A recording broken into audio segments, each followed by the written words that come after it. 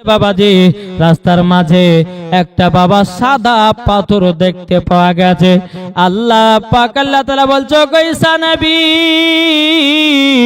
ও গো ঈসা নবী, তুমি শুনে রেখে দাও ওই যে রাস্তাতে সাদা পাথর দেখতে আছো। তখন ঈসা নবী বলছে আল্লাহ গো হ্যাঁ দেখতে আছি।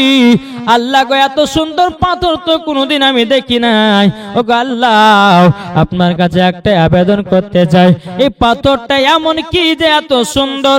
আল্লাহ বলছো গো ঈসা নবী, তুমি এক কাজ করো, ওই লাঠি দিয়া পাথরের উপরে আঘাত করো, পাথরের উপরে আঘাত করো। বেরাদান ইসলাম মাদ্রাসা মানিকেরা, এ সোনা মানিকেরা, পাথরের উপরে যেমনই ঈসা নবী লাঠির বাড়ি আঘাত করেছে বাবা, একটা পাথর ভেঙে গেল। আল্লাহ পাক আল্লাহ তাআলা বলছো গো ঈসা নবী গো, ও গো ঈসা নবী, তুমি যখন পাথরে একটা লাঠি বাড়ি দিয়েছো, পাথরটা ভেঙে দু টুকরা হলো, আর একটা পাথর বাড়ালো। ঈসা নবী বলছে আল্লাহ গো, ও গো আল্লাহ এই পাথরটা কি করব?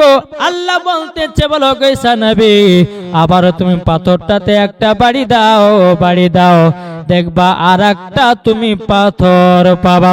আর একটা লাঠির বাড়ি দিয়েছি, আর একটা পাথর ভেঙে বাবা তার ভিতর আর একটা পাথর। আল্লাহ বলতেছে বলো গো ঈসা নবী, তুমি আর একটা ওই পাথর উপর বাড়ি দাও। আর একটা বাড়ি দিয়েছে, তিনটা পাথর ভাঙার পর বাবাজি ওই পাথরের ভিতরে একজন আল্লাহ বালা ব্যক্তি বসে আছে, আল্লাহ বালা ব্যক্তি বসে আছে। বেরাদার ঈসা নবী দেখার পরে আশ্চর্য হয়ে গেল, কি ব্যাপার?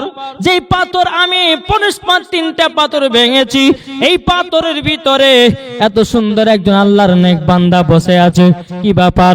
এদিকে বেরাদার ইসলাম মাদ্রাসা মানিকেরাম, আল্লাহর নেক বান্দাটাকে সালাম দিলেন, কালাম হলো, বলো গো আল্লাহর নেক বান্দা, আপনি তিনটা পাথরের ভিতরে ছিলেন, যে পাথরের ভিতরে হাওয়া ঢুকবে না, যে পাথরের ভিতরে বাতাস পাওয়া যাবে না, যে পাথরের ভিতরে নিঃশ্বাস পাওয়া যাবে না, বলো গো এই পাথরের ভিতরে কিভাবে ছিলে, কেনই বা ছিলে?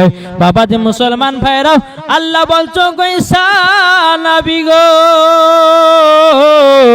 ও গো ঈসা নবী, তোমার কাছে একটাই আবেদন, ওই ব্যক্তিকে জিজ্ঞাসা করো পাথরের ভিতরে কত বছর ধরে আছে। বাবাজি মুসলমান, এই সোনা মানিকেরা, কোন কিতাবের মধ্যে লিখতেছি ওই পাথরের ভিতরে বাবাজি 450 বছর ছিল, আমার কোন কিতাবের মধ্যে বলছে না 1000 বছর ছিল ওই পাথরের ভিতরে। বাবা 450 বছর হোক আর 1 বছর হোক না কেন বাবাজি, তিনটা পাথরের ভিতরে বাবাজি একদিন থাকাটাই অসম্ভব। কি গো ঠিক না? একদিন থাকাটাই অসম্ভব। কিন্তু বেরাদার ইসলাম মাদ্রাসা মানিকেরাম, যেই তিনটা পাথরের ভিতরে বাবাজি কোনো বাতাস ঢুকবে না, কোনো নিঃশ্বাস পাওয়া যাবে না, খাবার পাওয়া যাবে না। ঈসা নবী বলছো গো আল্লাহর নেক বান্দা, আপনি যে বলছেন এই পাথরের ভিতরে 450 বছর ধরে আল্লাহর ইবাদত করতে আছে, আচ্ছা বলো না তুমি খাও কি, পানি পান করো কি? বাবাজি মুসলমান সোনা মানিকেরাও, আল্লাহর নেক বান্দাটা বলছো গো ঈসা নবী গো, ও গো ঈসা নবী, তবে শুনে রেখে দাও, আমি খাই এই পাথরের ভিতরে একটা আল্লাহ পাক আল্লাহ তাআলা আঙ্গুরের গাছ লাগাইয়া দিয়েছি, ওই আঙ্গুরের ফলগুলো আমি ছিঁড়ে খাই, যখন আমার খিদার্ত হয় আঙ্গুর গুলো খাই, খেয়ে দিয়ে আমি আল্লাহ পাকের ইবাদত করি, আমি হলাম আল্লাহর সেই নেক বান্দা। জোরে বলুন না সুবহানাল্লাহ। তাই বাবাজি মুসলমান, এ সোনা মানিকেরা, ও গো আমার মা কালা, শুনে যান মা রাতের বেলায় মা জননীরা গো, যখন বাবা কথা বলার পর ঈসা নবী বলছে আল্লাহ গো আল্লাহ, আপনার নেক বান্দা পাথরের ভিতরে আপনার ইবাদত করেছে। আল্লাহ বলছে এই ঈসা নবী গো, সামান্য তুমি তো এটাই দেখেছো, তুমি তো সামান্য এটাই দেখেছো। এমন একদিন জামানা আসবে, আখেরি জামানার নবী মুহাম্মদ রাসূলুল্লাহ সাল্লাল্লাহু তাআলা আলাইহি সাল্লামের উম্মতির জামানা আসবে। এমন একটা দিন, দুটো দিন থাকবে গো। সেই দিনটা হলো লাইলাতুল বারাতের রাত। ওই লাইলাতুল বারাতের রাত্রিতে যদি আপনারা রাত জাগরণ করে আল্লাহকে রাজি খুশি করাতে পারেন, 1000 বছরের থেকে বাবা নেকি পাওয়া যাবে। জোরে বলেন না সুবহানাল্লাহ। বাবা দিন লাইলাতুল বারাত মানে শাবান মাসের 14 এবং 15 তারিখ দিবাগত রাত্রিতে। আর লাইলাতুল কদর রাত মানে 27 রমজান। আমার আল্লাহ বলেছে, এটাও বলেছে ওকে ঈসা নবী শুধু তাই নয়, রমজান মাসের 5টা দিন আছে, পবিত্র রমজান মাসের 5টা দিন আছে। 21 রাত্রি এবং কিনা 23 রাত্রি এবং 25 রাত্রি, 27 রাত্রি, 29 রাত্রি। এই রমজান মাসের 5টা দিন যারা রাত জাগরণ করে আল্লাহকে খুশি করাতে পারবে, আল্লাহ বলতেছে ও ঈসা নবী তাদেরকে 1000 বছরের নেকি দান করা হবে।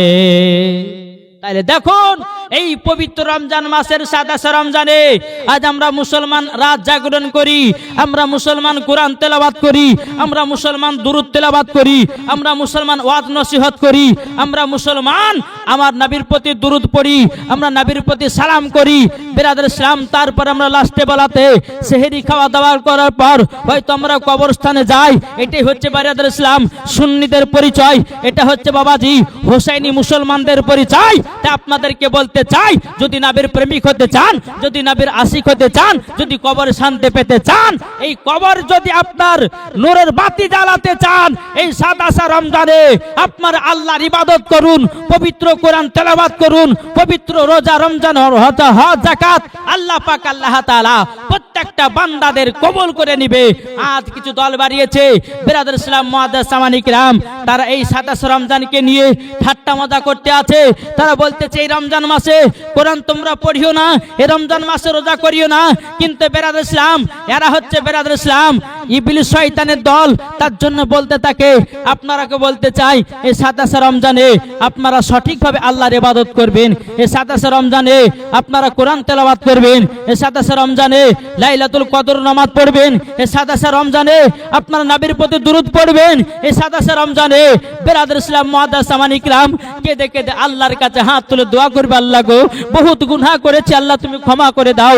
আল্লাহ পাক বলতেছে বান্দারে এই 27 রমজানে তোমরা যদি আমার ইবাদত করে আমাকে রাজি খুশি করাতে পারো, মরার পরে তোমাদেরকে জান্নাতি, তোমাদের জীবনের গুনাহ খাতা বলে আল্লাহ বলে মাফ করে দেয়। যেরকম সুবহানাল্লাহ।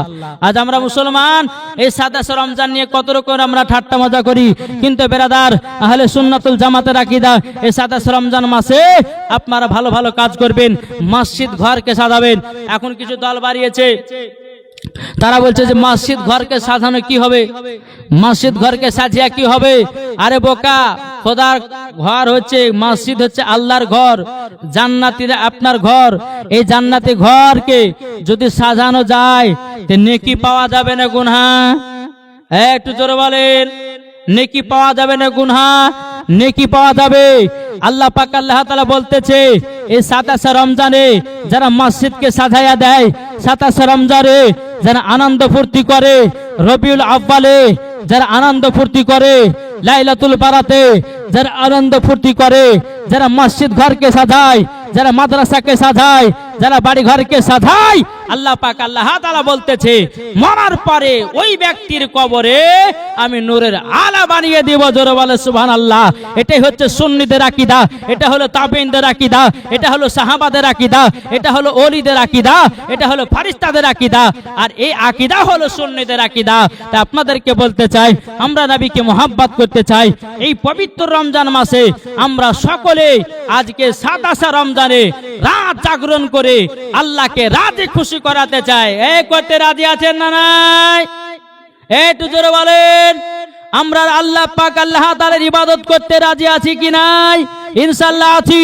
এই ইবাদতের মাধ্যমে আল্লাহকে পেতে চাই, ইবাদতের মাধ্যমে নবীগণকে পেতে চাই, ইবাদতের মাধ্যমে হজকে পেতে চাই, ইবাদতের মাধ্যমে জান্নাতকে পেতে চাই, ইবাদতের মাধ্যমে বেরাদর ইসলাম আমরা জান্নাতও পেতে চাই। জোরে বলেন। তাই বাবা যে মুসলমান আসুন, আমরা সকলে নবীকে যেন মহব্বত করতে পারি, আমরা সকলে যেন নবীকে ভালোবাসতে পারি। ইনশাআল্লাহ দেখবেন মরার পরে জান্নাতে জান্নাতে জান্নাতে। জোরে বলেন সুবহানাল্লাহ।